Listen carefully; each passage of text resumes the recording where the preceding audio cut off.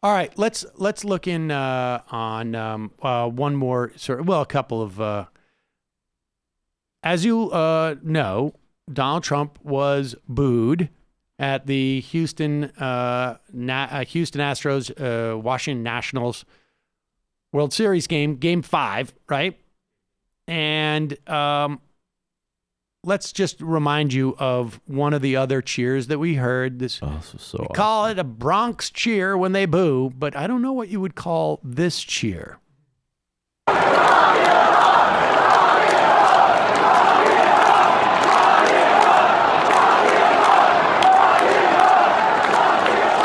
Patriotism.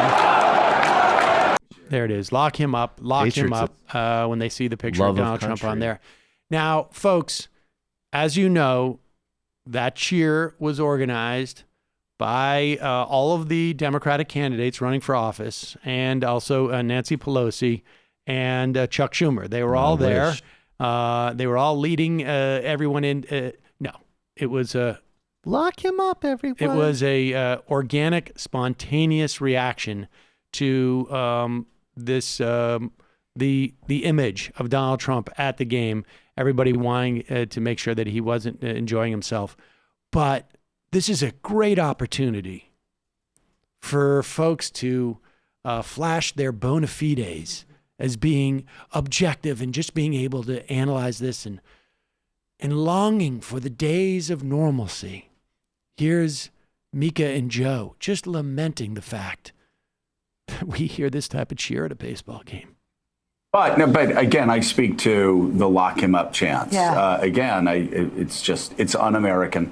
It started with Donald Trump. In fact, he's made it a centerpiece of his campaign rallies. We find it sickening when it happens at his rallies. Pause it for 1 second. Can I just take a moment to just enjoy that image of these 6 almost total replicas? Mummified. I mean, you almost can see, you could line them up in terms of their hair loss and their aging as they go along, and thank God they all wore different ties, or it would be extremely confusing. That's not relevant. Well, maybe it is a little bit. This whole idea that we need to project some sense of normalcy, and look at Donald Trump. It's true, it started with Donald Trump, and now it's actually gone to some people who go to a baseball game. At his rallies, I find it kind of sickening to watch people leering at the president. We are Americans, and we do not do that. We do not want the world hearing us chant, lock him up, to this president or to any president. That's what I'm saying. Let's hope as we move forward, maybe this is one less fascist tactic he and his supporters use during chants, that you were going to actually imprison your political opponents. So let's leave that behind and just. I don't. This is pretty rudimentary stuff. I'm gonna lay this out for folks, and you see, this is like one of those things. One of these things doesn't fit with the other. A presidential candidate and or a president, right? Particularly a president who has access to all the levers of power. Presidential candidate has some power too. They have a huge platform. Calling for someone, let's just even stipulate that they have the same levels of guilt or non-guilt.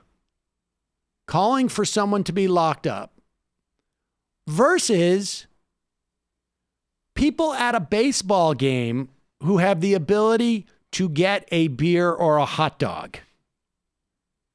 Does anybody see the dynamic difference here, that it makes these two examples completely different? They're both fascism. They're both. It is, and I think it's easy to assume that this isn't important, but this is important. Because this is the way you create a textbook version of false equivalency. Because it's not just a question of elevating drunken bleacher fans at a baseball game to having the power of the presidency. but it's a way of saying that the power of the presidency, it's irrelevant in this equation. I mean, this is true across all issues in politics. Like you're going to completely ignore the dynamic between people, the power between people. And here is Joe's response on a tweet. So let's see if I've got this straight. When crowds chant, "Lock her up" toward Hillary, it is illiberal and anti-American. I agree. But when crowds chant the same word toward Trump, it's suddenly a fulsome exercise of sacred First Amendment rights. What hypocritical clowns. Here's the thing. When crowds chant "Lock her up" toward Hillary, it was literally led by people at their convention. It was literally led by the presidential candidate. It was literally led by a president who was egging them to do that. The issue isn't the crowds. It is the person who has enormous power marshaling this from the crowds. This is not like the king rides through the town and people throw tomatoes at him. This is like the king saying to his soldiers, find those people. I mean... And the one similarity, though, to be just fair, is that they're both fascism. Right. That's right. Lock her up. I mean... Mentally healthy, is Joe being disingenuous here, or is it possible that he just can't wrap his brain around the difference? That'll be an extra credit question for you folks. I mean, back in American Revolution times, we used to tar and feather people as a usual part of public life and protest. You know what's actually... He says, right. he goes on to say, if you think that democracy is strengthened by calling for the arrest of political opponents, you're as ignorant and as illiberal as Trump himself. Delete your account and read some civics. Stop embarrassing yourself. Now he's also changing the terrain of the debate with this second part of the tweet, right?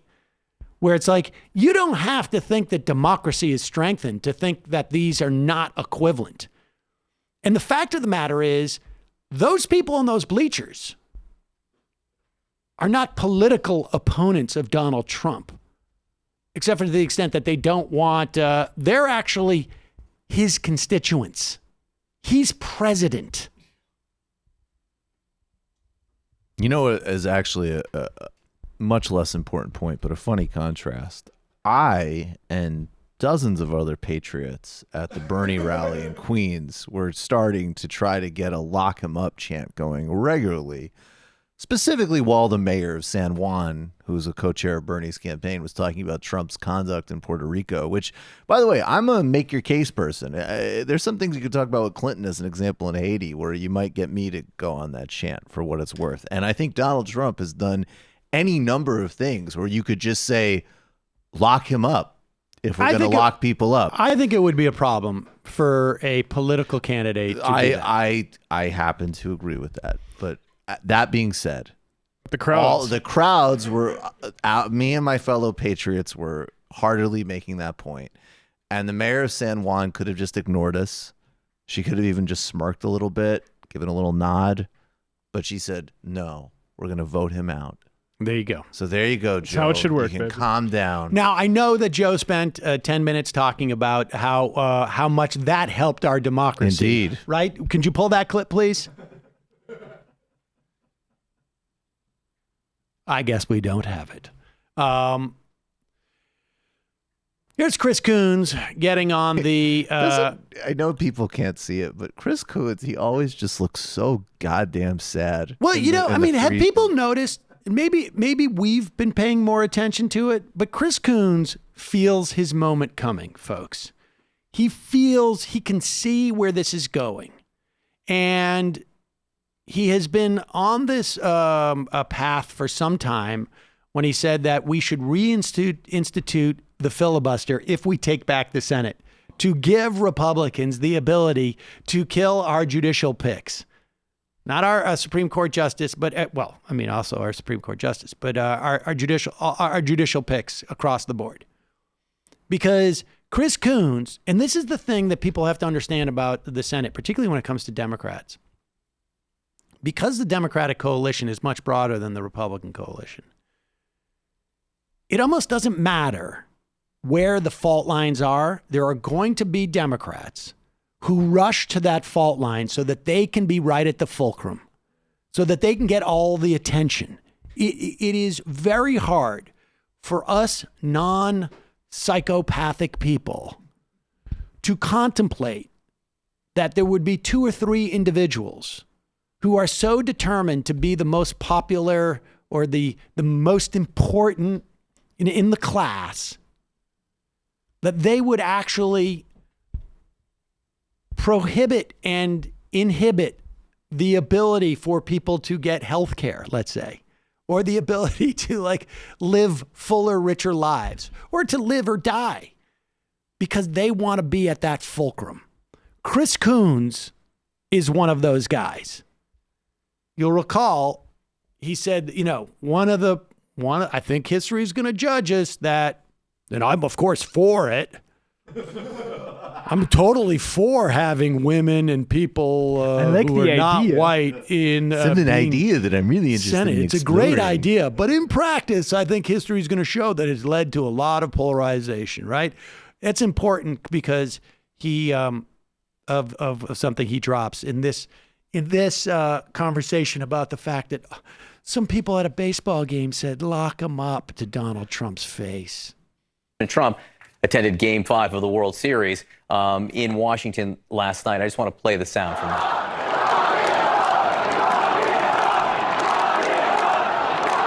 Thank you, Seder. He was booed, and you can hear the chants there of "lock him up." What do you make of that, Senator? Well, forgive me. I'm enough of a sort of traditionalist about our institutions that even at a time when I believe that. Yeah. I remember a time where it was all just white guys for the most part, and things weren't so polarized. But okay. Don't forgive me. I'm a traditionalist. Forgive me, Father, for I have sinned. Go ahead. That, Senator. Well, forgive me. I'm enough of a sort of traditionalist about our institutions that even at a time when there is a lot that our president does that I find... Pause it. I'm sorry one more time. I know this is annoying, folks, but I will tell you, the institution he's talking about is a baseball stadium. That's what he's talking about, I guess, right? I mean, where did this happen? But go ahead. A lot that our president does that I find disturbing, offensive, unconventional. I have a hard time with the idea of a crowd on a globally televised sporting event chanting "lock him up" about our president. I frankly think the office of the president deserves respect, even when the actions of our president at times don't. I certainly hope that we won't hear "lock him up" chants at Democratic rallies or at our convention. I think that's one of the most regrettable, even at times despicable, actions by candidate Trump when he was running for president in 2016. It reminds me of things that happen in countries where rule of law is unknown or unestablished, and sort of whipping up public furor on both sides I don't think is constructive or helpful. I understand why crowds in Washington would feel a lot of animus towards our president, given a lot of things that he's done. But that's why I think those of us in the Senate need to approach the impeachment process seriously in a measured and responsible way, because our very institutions, our Constitution, is at risk by these sorts of the passions that have been unleashed by the politics of the moment. Who is whipping up anything?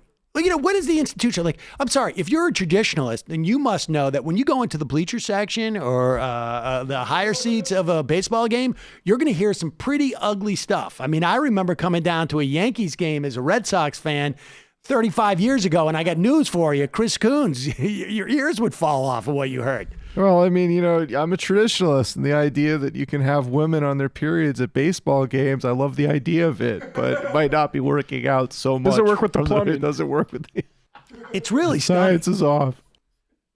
You know the president's abhorrent, don't get me wrong. There are children who have been kidnapped and will never see their parents again. There are parents whose kids were kidnapped and they will never see their kids again. The idea that Chris Coons has even 3 minutes to criticize some people at a baseball game who don't want to see an image of Donald Trump is stunning. I mean, honestly, if you feel so obligated to take some type of high road about that, all well and good. But you should say, like, but in the great scheme of things, let's put this in perspective. There are children who will never see their parents as part of our government policy. So, and those people in that crowd have no power, zero power to do anything in regards to what makes what Donald Trump did so reprehensible. Because when Donald Trump does it as a candidate, when he does it as a president, when he leads send them back or lock her up as a president, it begins to undercut folks' faith in the institutions of our government. When people at a baseball game do it, what does it undercut? The institution of being polite at a ball game? Honestly, this is like it would be childish if it wasn't so disingenuous. It bums me out to say that only property-owning white males should vote again, but I think if we look at the long line of history, that's probably where we're headed. So we might want to look at governors picking senators. There's a lot of people in the Senate Democratic Caucus that won't agree with me. I have to say what I think. So